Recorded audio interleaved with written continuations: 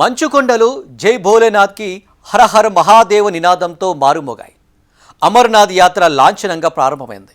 దక్షిణ కాశ్మీర్ హిమాలయాల్లో 3880 మీటర్ల ఎత్తులో కొలువైన పవిత్ర మంచులింగాన్ని దర్శించుకునేందుకు యాత్రికుల తొలి బృందం బాల్టాల్ నూన్వాన్ బేస్ క్యాంపుల నుంచి బయలుదేరి గమ్యం చేరుకుంది.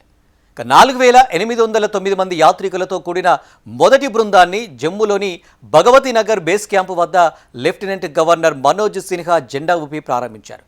వర్షం కురుస్తున్నప్పటికీ భక్తులు ఎంతో ఉత్సాహంగా పరమశివుని దర్శించుకునేందుకు ప్రయాణాన్ని మొదలుపెట్టారు. జమ్మూ కాశ్మీర్లో హిమాలయాలు ఆధ్యాత్మిక శోభతో వెలిగిపోతున్నాయి. జై భోలేనాథ్ కి హర్ హర్ మహదేవ్ నినాదాలు వినిపిస్తున్నాయి.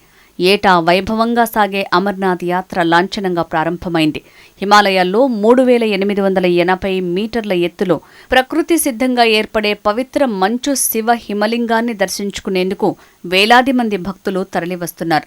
4882 మంది యాత్రికులతో కూడిన తొలి బృందాన్ని భాగవతి నగర్ యాత్రి నివాస్ బేస్ క్యాంప్ నుంచి లెఫ్టినెంట్ గవర్నర్ మనోజ్ సిన్హా జెండా ఊపి ప్రారంభించారు. 3800 మంది భక్తులతో కూడిన రెండో బృందం జమ్మూ బేస్ క్యాంప్ నుంచి ఈ ఉదయం బయలుదేరింది. కుల్గాం జిల్లాలో ఉన్న ఖాజీగుండ్ ప్రాంతంలోని నవ్యుగ్ సొరంగం ద్వారా కట్టుదిట్టమైన భద్రత నడుమ వీరంతా కాశ్మీర్కి చేరుకున్నారు. ఈ మహాయాత్ర 28 ఆగస్టు వరకు సాగనుంది. మొత్తం 57 రోజుల పాటు అమర్నాథ్ యాత్ర కొనసాగనుంది. శ్రీ అమర్నాథ్ జీ ష్రైన్ బోర్డు ప్రకటన ప్రకారం ఇప్పటికే 4 లక్షల మంది భక్తులు తమ పేర్లను నమోదు చేసుకున్నారు. రిజిస్ట్రేషన్ అండ్ పర్మిట్ చెల్లుబాటయ్యే యాత్రా పర్మిట్ లేకుండా బోర్డు ఎవరిని అనుమతించదు. అధికారిక వెబ్సైట్ ద్వారానే స్లాట్లను బుక్ చేసుకోవాలి. పర్మిట్ పత్రాలను జాగ్రత్తగా భద్రపరుచుకోవాలి. సముద్ర మట్టానికి 1000 అడుగుల ఎత్తున -డిగ్రీల చలిలో సాగే ఈ ప్రయాణం భక్తితో పాటు ఒక పెద్ద సాహసం. అక్కడ ఆక్సిజన్ స్థాయిలు చాలా తక్కువగా ఉంటాయి. అందుకే ముందుగా పరీక్షలు చేయించుకుని హెల్త్ సర్టిఫికెట్ తీసుకోవాలి. ముఖ్యంగా గుండె, ఊపిరితిత్తుల సమస్యలు, ఆస్తమా, బీపీ ఉన్నవారు వైద్యుల నుంచి గ్రీన్ సిగ్నల్ తీసుకున్న తర్వాతే యాత్రకు సిద్ధమవ్వాలి. యాత్రకు 2 వారాల ముందు నుంచే రోజుకు 40 నిమిషాల నడక, యోగా అలవాటు చేసుకుంటే కొండల్లో నడవటం చాలా సులభమవుతుంది. అమర్నాథ్ గుహను చేరుకోవటానికి భక్తుల కోసం 2 మార్గాలు ఉన్నాయి. అందులో ఒకటి పహల్గాం రూట్. ఈ మార్గం దాదాపు 32 కిలోమీటర్ల పొడవు ఉంటుంది. కాస్త ఎక్కువ సమయం పట్టినా భక్తులు ఎక్కువగా ఈ మార్గాన్నే ఎంచుకుంటారు. రెండోది బల్తాల్ మార్గం. కేవలం 14 కిలోమీటర్ల దూరం నిటారుగా పర్వతాలు ఉండే ఈ మార్గంలో ప్రయాణం కాస్త కష్టమే. అమర్నాథ్ దారిలో వేగంగా వెళ్లాలనే తొందరపాటు అస్సలు పనికిరాదు.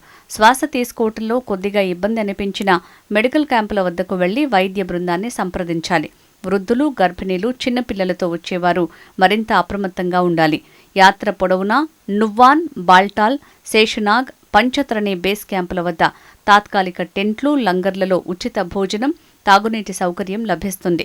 కాగా యాత్ర ప్రారంభమైన మొదటి రోజే భారీ వర్షం కురవడంతో కొండ మార్గాల్లో భక్తులు ఇబ్బందులు పడ్డారు. అమర్నాథ్ యాత్రా మార్గంలో నడవలేని భక్తుల కోసం అక్కడ నిర్ణీత రుసుముతో పోనీ, డోలీ సేవలు అందుబాటులో ఉంటాయి. అలాగే సమయం లేని వారి కోసం హెలికాప్టర్ సర్వీసులు కూడా ఉన్నాయి. కాగా గతంలో ఉగ్రవాదులు అమర్నాథ్ యాత్రికుల మీద దాడులు చేసిన నేపథ్యంలో కట్టుదిట్టమైన భద్రత ఏర్పాటు చేశారు. ప్రస్తుతం పీఓకేలో స్థానికుల ఆందోళనలు కొనసాగుతున్నాయి. దాని నుంచి దృష్టి మరల్చేందుకు పాకిస్తాన్ అమర్నాథ్ యాత్రలో అలజడి సృష్టించే అవకాశం ఉంది. ఎలాంటి అవాంఛనీయ ఘటనలు జరగకుండా వేలాది మంది పోలీసులు, సిఆర్పీఎఫ్, పారామిలిటరీ బలగాలను మోహరించారు. ఎస్డీఆర్ఎఫ్, ఫైర్ సర్వీసెస్, ఆరోగ్య సిబ్బంది, ట్రాఫిక్ పోలీసులు సమన్వయంతో విధులు నిర్వహిస్తున్నారు. గగనతల నిఘాను సైతం ఏర్పాటు చేశారు. డ్రోన్లు, సీసీటీవీలు, ఆధునిక మానిటరింగ్ వ్యవస్థలు ఉపయోగించి యాత్ర మార్గాన్ని పర్యవేక్షిస్తున్నారు. అమర్నాథ్ యాత్ర సందర్భంగా ప్రధాని మోడీ భక్తులకు శుభాకాంక్షలు తెలిపారు. ఈ యాత్రను గొప్ప భాగ్యంగా అభివర్ణించారు.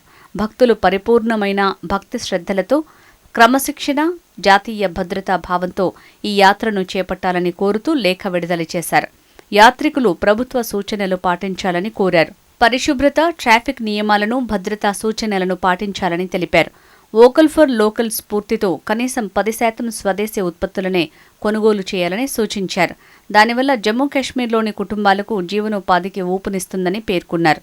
భక్తులు యాత్ర అనంతరం ఒక మొక్క నాటాలని సూచించారు.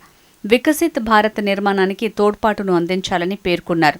సైన్యం, సిఆర్పీఎఫ్, జమ్మూ కాశ్మీర్ పోలీసులు, ఐటీబీపీ, బీఎస్ఎఫ్, ఎన్ఆర్డీఎఫ్ సిబ్బంది, ఆరోగ్య కార్యకర్తలు, వాలంటీర్లు, పారిశుద్ధ్య కార్మికులను మోడీ అభినందించారు.